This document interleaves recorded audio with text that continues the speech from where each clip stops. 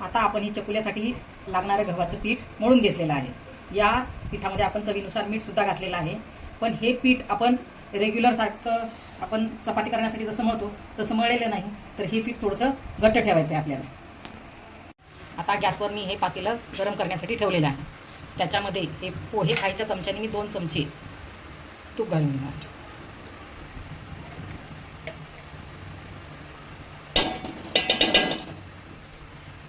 आता तूप गरम झालेलं आहे, तर ऑप्शनमध्ये असणारे बदाम, काजू, पिस्ता किंवा चारोळे हे ड्रायफ्रूट जे आपल्याकडे उपलब्ध असेल ते आपण त्याच्यामध्ये तळून घ्यायचं आणि ते बाजूला काढून घ्यायचं।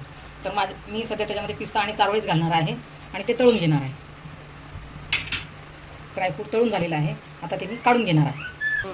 आता तुपामधून आपण ड्रायफ्रूट तळून काढून घेतलेले आहे। त्याच तुपामध्ये आता आपण ही कच्ची बडीशेप आणि हे इलायचीची पूड ते आपण त्याच्यामध्ये टाकणार आहोत आणि त्याला व्यवस्थित परतून घेणार आहोत। आता हे व्यवस्थित परतून झालेलं आहे। आता हे व्यवस्थित परतून झालेलं आहे। आता त्याच्यामध्ये आपण हा जो ओल्या नारळाचा जे वाटण केलेलं होतं ओल्या नारळाचं ते आपण त्याच्यामध्ये टाकणार आहोत। आता हे आपण व्यवस्थित ओला नारळ ते सगळं व्यवस्थित परतून घेणार आहोत।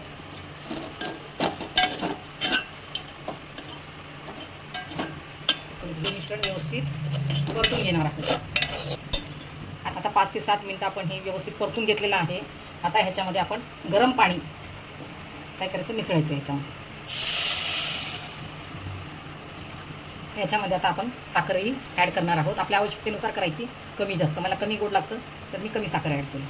ह्या मिश्रणाला उकळी येईपर्यंत आपण चकुल्या करून घेणार आहोत। आता ह्या चकुल्याच्या मिश्रणाला उकळी येईपर्यंत आपण गव्हाच्या कणकेच्या पोळ्या लाटून त्याच्या चकुल्या करून घेणार आहोत। ह्या कणकेच्या आपण एक हुंडा करून घेतलेला आहे आणि त्याच्या आपण अशा रीतीने पोळ्या लाटून घेणार आहोत। अशा रीतीने आपली ही पोळी लाटून झालेली आहे। आता ह्याचे आपण काप करून घेणार आहोत आणि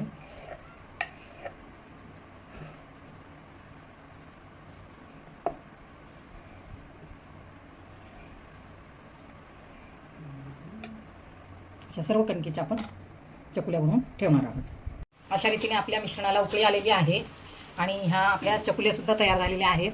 आता ह्या चकुल्या आपण ह्या मिश्रणामध्ये टाकणार आहोत। ह्या मिश्रणामध्ये ह्या चकुल्या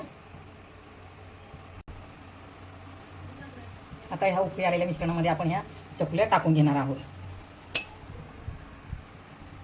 आता आपल्या ह्या मिश्रणामध्ये सर्व चकुल्या टाकून झालेल्या आहेत। तर आता आपण ह्या मिश्रणाला 5 मिनिटं चांगली उकळी येऊन देणार आहोत। अशा रीतीने 5 ते 7 मिनिटं आपण ह्या चकुल्याला उकळी येऊ दिलेली आहे। आता 5 ते 7 मिनिटं झालेले आहेत। आता आपण ह्या चकुल्या पाहू शकता, त्या शिजलेल्या आहेत। तर आता आपण ह्या सर्व करूया। ओल्या खोबऱ्याच्या गोड चकुल्या तयार झालेल्या आहेत। त्याच्यामध्ये आपण हे तळून घेतलेलं ऑप्शन असलेलं पिस्ता आणि चारोळे टाकणार आहोत आणि त्याला व्यवस्थित हलवून घेणार आहोत। अशा रीतीने आपल्या ओल्या खोबऱ्याच्या गोड चकुल्या तयार झालेल्या आहेत। जर आपण माझ्या चॅनलवर नवीन असाल तर माझ्या चॅनलला लाईक, शेअर आणि सबस्क्राईब करायला विसरू नका। आणि आजची जी मी केलेली रेसिपी आहे तीसुद्धा आपण करून पहा आणि त्याचा आस्वाद घ्या।